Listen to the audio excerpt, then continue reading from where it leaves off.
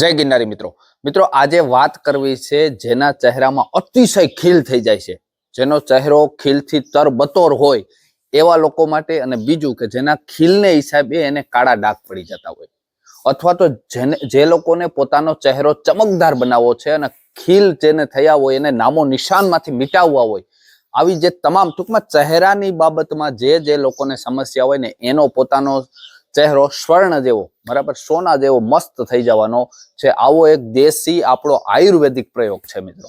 Ready? હવે હું તમને આમાં ખોટો આપણે સમય કંઈ બગાડવો નથી, ડાયરેક્ટ તમને આ વિડીયો જે હું આગળનો બતાવું છું એ તમે જોઈ લો.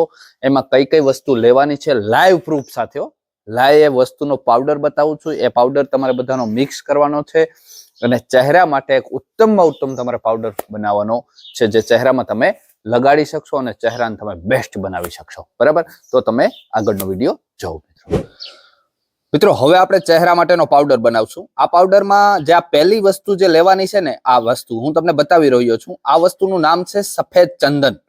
બરાબર? સફેદ ચંદન તમે લોકો બધા જાણીતી છે. આપણે ચાંદલા માટે પણ અલગ અલગ જગ્યાએ એનો પીવા માટે પણ ઉપયોગ કરે છે લોકો.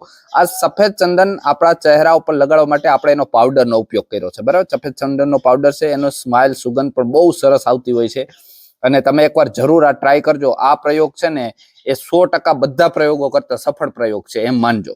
બરાબર? આ સફેદ ચંદન છે, પહેલી વસ્તુ લેવાની છે. આ 10 ગ્રામ લેવાની છે. બરાબર? એટલી 10, આ મેં લીધી ને 20 ગ્રામ લીધી છે. આ બધી વસ્તુ 20-20 ગ્રામ લીધી છે. રેડી? હવે આ બીજી વસ્તુ છે. આ બીજી વસ્તુ છે ને એનું નામ છે મજીઠ. શું છે? મજીઠ. આ મજીઠ પણ તમારે છે ને 20 ગ્રામ લેવાનું છે. અને મજીઠ નો પાવડર આપણે 20 ગ્રામ લીધો. જ્યારે બનાવવાનું થશે ને ત્યારે આમાંથી એક ચમચી, અડધી ચમચી એમ સમપ્રમાણ લેવાનું થશે. રેડી? હવે આ ત્રીજી વસ્તુ છે. આ ત્રીજી વસ્તુ છે ને આ છે લોધ્ર ચૂર્ણ. બરાબર? આ તમારી સમક્ષ હું બતાવું છું, જે એનું નામ છે લોધ્ર ચૂર્ણ. આ લોધ્ર ચૂર્ણ છે ને એ પણ તમારે 20 ગ્રામ જ લેવાનો છે. અને આ ચહેરાના જે કાળા ડાઘ પડી ગયા છે અથવા તો જેને ખીલ થયા છે એના માટે બહુ આ લોધ્ર ચૂર્ણ કામની વસ્તુ છે. તમે ખાલી સર્ચ કરજો, આ બધી વસ્તુ એકદમ ચહેરા માટે બેસ્ટ રહેશે. લોધ્ર ચૂર્ણ હોય કે પછી સફેદ ચંદન હોય. રેડી? હવે અહીંયા એક વસ્તુ આગળ પણ આપી છે. આ વસ્તુ પણ તમારા માટે ખૂબ જાણીતી છે અને આ વસ્તુ છે મુલતાની માટીનો પાવડર છે. બરાબર? મુલતાની માટી આમ તો તમે બધા લગાડતા જ હશે. આ મુલતાની માટી મિત્રો મેં પેલા એના ગાંગડા લઈ આવ્યો હતો, મતલબ આખા પથ્થર જેવું આવે ને ઘરે જ ભૂકો કરેલ છે આ. એટલે તમે પણ એવી રીતે કરી શકો, અથવા તૈયાર પણ મળે છે, એવી રીતે પણ તમે લઈ શકો. અને આ વસ્તુ છે આગળની પાંચમી વસ્તુ ખૂબ જાણીતી છે અને આપણા ઘરની જ વસ્તુ છે. આનું નામ છે હળદર. હળદર તો તમને બધાને ખબર જ છે કે ચહેરા માટે કેટલી કિંમતી અને કેટલી અગત્યની હોય છે. રેડી? હવે આપણે જો આ 5 વસ્તુ થઈ ગઈ છે. આ 5 વસ્તુ તૈયાર થઈ ગયા પછી શું કરવાનું છે એ ખાસ અગત્યની વસ્તુ છે. આ 5 વસ્તુને હું તમને થોડીક વ્યવસ્થિત પાછી બતાવી દઉં છું. એક એકને જોઈ લેજો નજીકથી થોડીક. બરાબર? કે એનો પાવડર કેવો હોય છે. બરાબર? આ નજીકથી તમને એક વાર બતાવી દઉં છું બધા પાવડર. રેડી? મિત્રો, હવે જ્યારે આનો પ્રયોગ કરો ને ત્યારે તમે બધાને સમપ્રમાણ રાખજો. દાખલા તરીકે આને એટલી લીધી હોય, અડધી ચમચી, તો આને એટલું જ, આને એટલું જ અને આને એટલું, બધામાંથી થોડી થોડી લઈ અને એક નાના વાટકામાં નાખી બધા, અને પછી એમાં તમારે નાખવાનું છે દૂધ અથવા તો મલાઈ.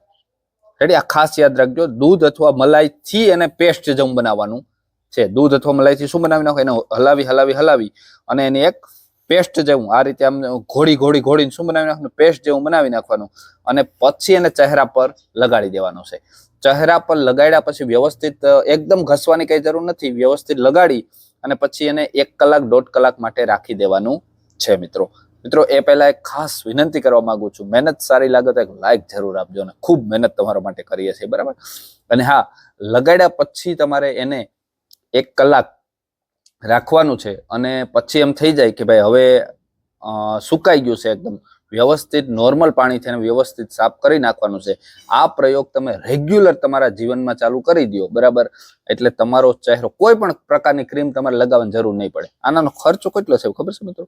આ બધી વસ્તુ લઈ આવ્યો ને એટલી આ બધી વસ્તુ ગણી લો ને, આ ખાલી 90 રૂપિયાનો ખર્ચ છે મારે.